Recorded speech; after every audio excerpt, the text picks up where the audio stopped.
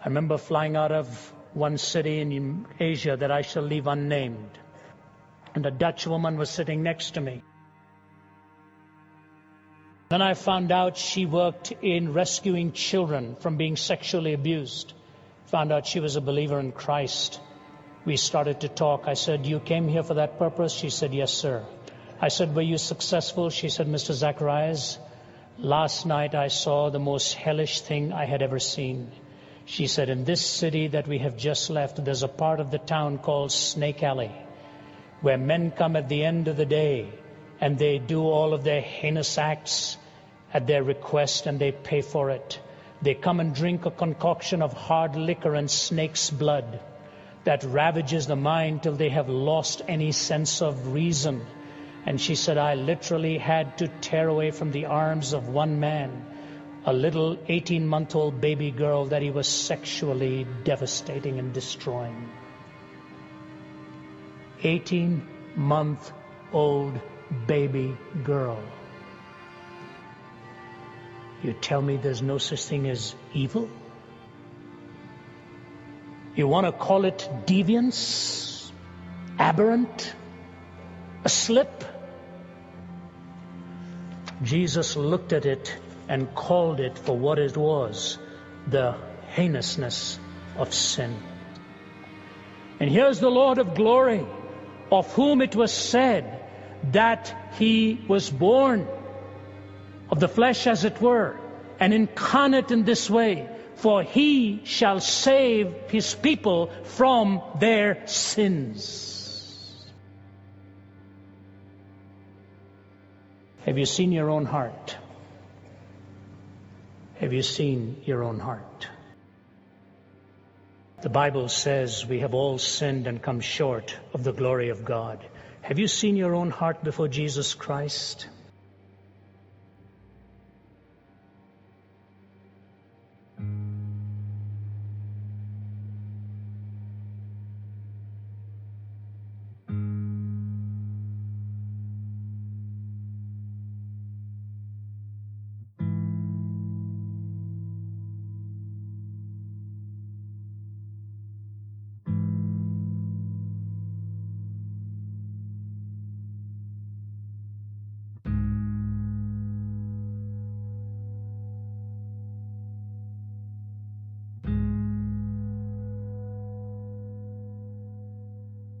It's funny how we use the term awake to describe the state of coming to recognize the reality of the evil agendas in this world. Recognize various conspiracies, the New World Order agenda, those nefarious elites, the Illuminati, the whole satanic control system. But in truth, such realizations are not the benchmark of awakening. Because embedded within the denunciation of all those agendas is the underlying assumption that there is such a thing as evil in the first place, that there is such a thing as objective moral transgression, a true violation of humanity. And this is what so many people do not go so far as to ponder. They learn about the powers that should not be. They learn about the fraud that is at the heart of the economic system, the corruption within our so-called democracies, the poisoning that is going on with our food supplies and our water sources and even the air we breathe. They might get angry upon learning that NASA are lying to everyone along with every other space agency, faking an entire history of moon landings and Hubble photos and an entire Copernican Newtonian universe that doesn't even exist. The reaction to learning about such unsettling realities is almost unanimously the same, no matter who it is. The conscience screams in disgust, outrage, indignation. These things are that which simply should not be. But therein lies the question, that so many of these allegedly awake men and women suddenly do everything in their power to evade, to ignore, to deflect. The question is simply that of why. Why are these things undeniably evil? What defines evil? what defines good?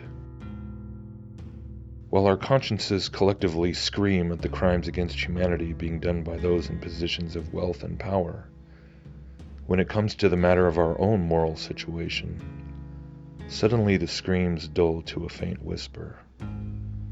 We even try to silence it altogether, if we can. And this drive to ignore the evil in our own hearts is really what lies behind all the deception going on in the world today.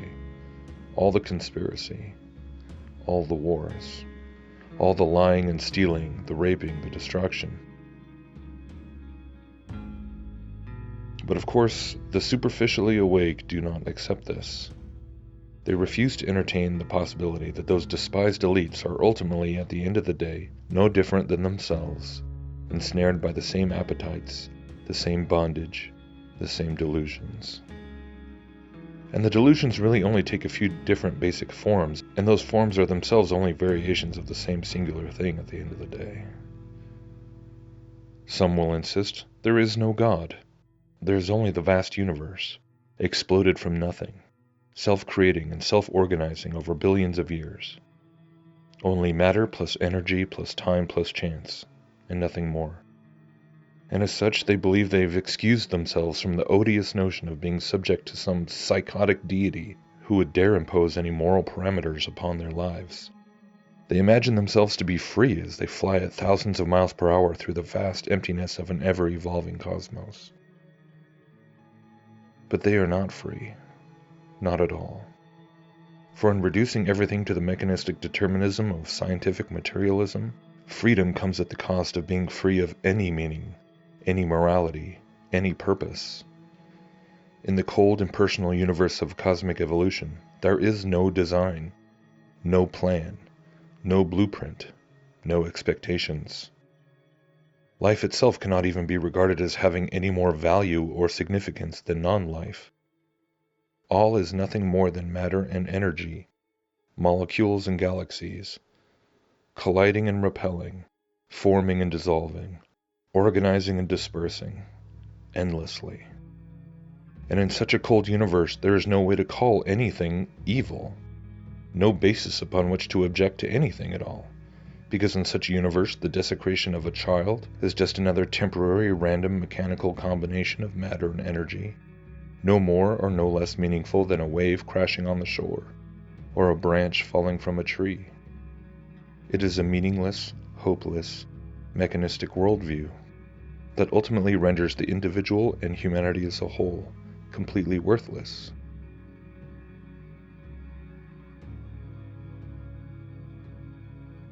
But somehow, despite all of us having been taught that this is our reality through public schooling and academia and the media, we all press on in defiance of such a conclusion. We all persist, as though we are not worthless, as though we do have meaning and purpose, and as if there is some basis for right and wrong, despite the complete lack of any basis for such a thing being presented in the construct of scientific materialism. And so that inner need for worth, for meaning, for purpose, drives us on, refusing to die. And so many people do eventually start to reject the emptiness of materialistic evolution, and instead turn to the seemingly warmer and more meaning-filled paradigm of spiritual evolution. Polytheism, pantheism, panentheism, the belief in some form of, quote, cosmic consciousness. Suddenly these ancient mystical concepts become increasingly appealing when compared to the nihilism inherent to scientific determinism. If somehow there is divinity that is embedded within each and every one of us, where every person is some sort of fractalized manifestation of the broader cosmic consciousness, some individualized expression of the greater source that some people refer to as God, then the void of meaning is thought to be filled. The dilemma of purpose is believed to be finally solved. Everyone is thought to be simply on this path of rediscovering the inherent divinity within. We are said to be manifestations of the divine universal consciousness, and the universe is simultaneously a manifestation of our own consciousness. Everything is connected, everything is one, everything is divine, everything is consciousness.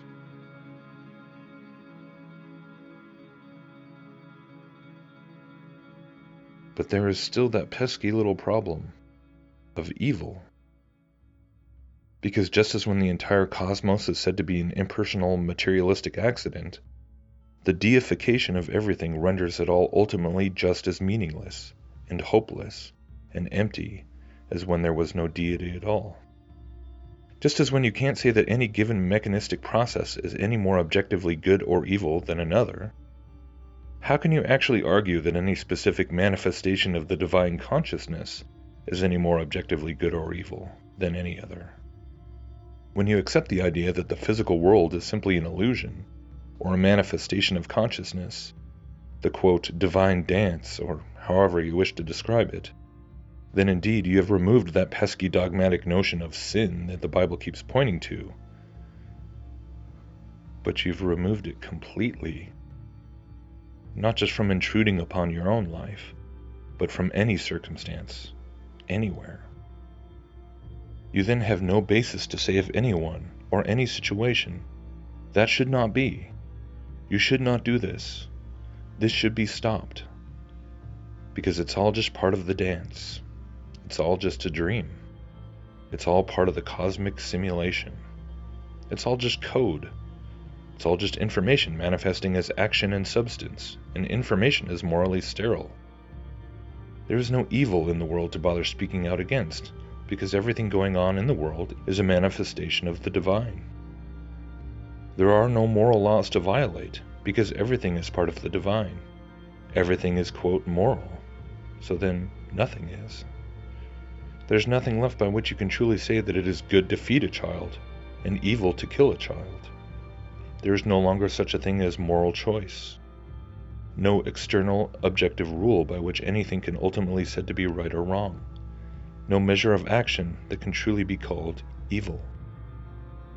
And so while many people talk about their, quote, awakening, about how they've come to understand the matrix that has been woven around us, and they latch onto ideas such as simulation theory because they're drawn to this idea of reality being something that we can eventually learn to manipulate and control just like a computer simulation, they don't realize that by embracing such beliefs and rejecting the plain and simple teaching found in the Bible regarding the reality of sin and the need for forgiveness and salvation, they've actually chosen the most hellish form of self-imprisonment imaginable.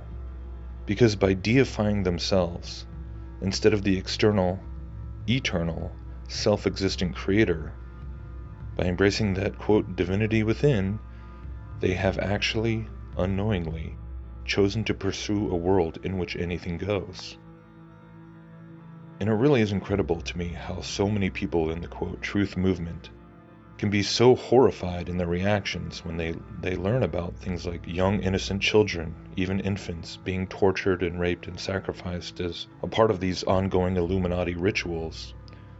But then they turn around and say, how dare you say to me that there is a God who has defined what is good and what is evil? How dare you peddle your suffocating religion? How dare you suggest that people are fallen and sinful, and not simply rediscovering their own divinity? Don't you understand that the elites are simply trying to keep us from discovering the ancient occult wisdom that they have used against us? This is what people say. This is what they actually believe. A lot of people get bent out of shape when you start talking about heaven and hell. Don't talk about hell. That's painting God as some sadistic monster who wants to torture people. But yet we can turn and look right now at millions of people who will tell you to your face that it is sadistic to believe that God has any right to define what is good or evil at all. No objective guidelines, no external boundaries. No, that is unacceptable. They want to decide for themselves what is good and what is evil.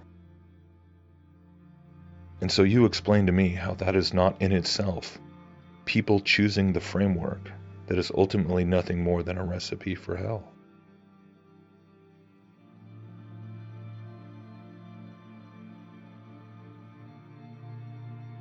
Being awake does not simply mean you wake up to the reality of things like false flag attacks, or the Rothschilds and the Rockefellers, or the push for a one-world government, etc. You are still not awake until you wake up to the reality of sin in your own heart. You are not awake until you recognize that we react to evil in the world because it is objectively evil, that it is a true transgression against a real moral law that was put in place by a real God. If you deny a real external personal God, who alone has the authority to dictate the difference between righteousness and evil, between light and darkness, then you have denied any legitimate basis to think anything is wrong at all, with anyone, anywhere, period. Evil is real, because sin is real, just as Jesus says it is. But the most beautiful truth of all is that the reality of Jesus Christ and what he accomplished at the cross supersedes the guilt that we all carry. We can be forgiven. We can have new life. We can have hope. We can have peace, even while the rest of the world continues falling to pieces, as it chases its delusion of creating some type of humanist utopia, where it defines morality for itself, and thus plunges itself deeper and deeper into a complete moral wasteland, a true hell on earth. Your own conscience testifies to the fact that good and evil are objective realities, and not subjective projections. I implore anyone listening to this who has thus far written off the Bible and the person of Jesus to stop and ponder this, and ask yourself why this is so.